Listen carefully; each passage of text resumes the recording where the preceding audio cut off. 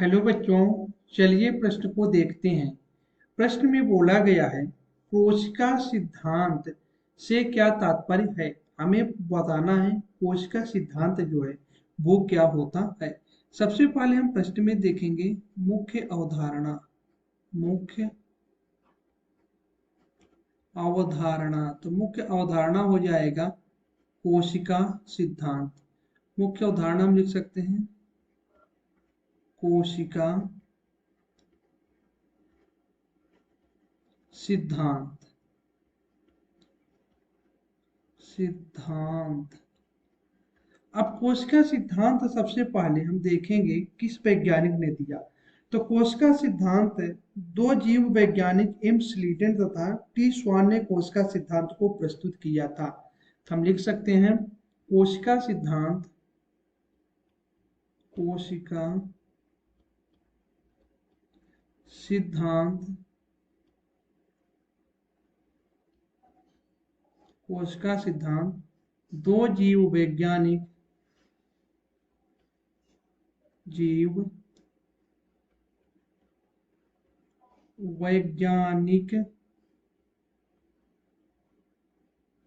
M स्लीडेन तथा T स्वान ने कोशिका सिद्धांत प्रस्तुत किया। कोशिका सिद्धांत को जो है स्लीडन एवं स्वान नामक दो वैज्ञानिक ने प्रस्तुत किया था। टी स्वान ने कोशिका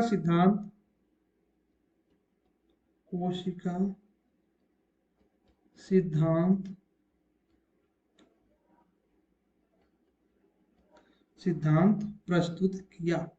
अब जब इन्होंने जो है तो कोशिका सिद्धांत दिया तो उन्होंने कुछ महत्वपूर्ण अवधारणाएं दी। जैसे इस सिद्धांत के अनुसार जो प्रत्येक जीव है वो कोशिकाओं से मिलकर बना होता है। तो हम इसे लिख सकते हैं, जो उन्होंने पहली अवधारणा दी थी वो हम लिखेंगे प्रत्येक जीव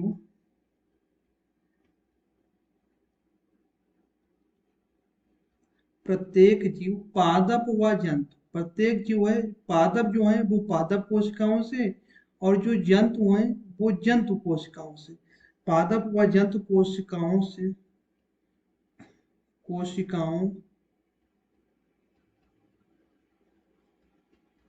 से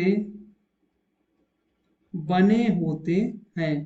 तो हम बोल सकते हैं कोई भी जीव हो, चाहे वो पादप हो या फिर वह जंतु हो, उसके लिए जो है तो कोशिका जरूरी है और वह कोशिका से ही उसका जो है निर्माण होता है।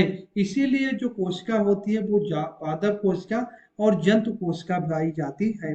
अब आगे देखें, कोशिका की संरचनात्मक एवं क्रियात्मक इकाई होती है। तो हम बोल सकते हैं कोशिका जीवों की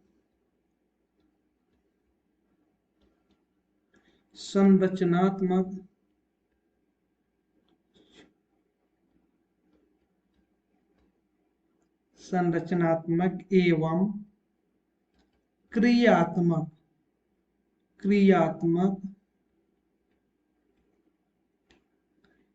इकाई होती है।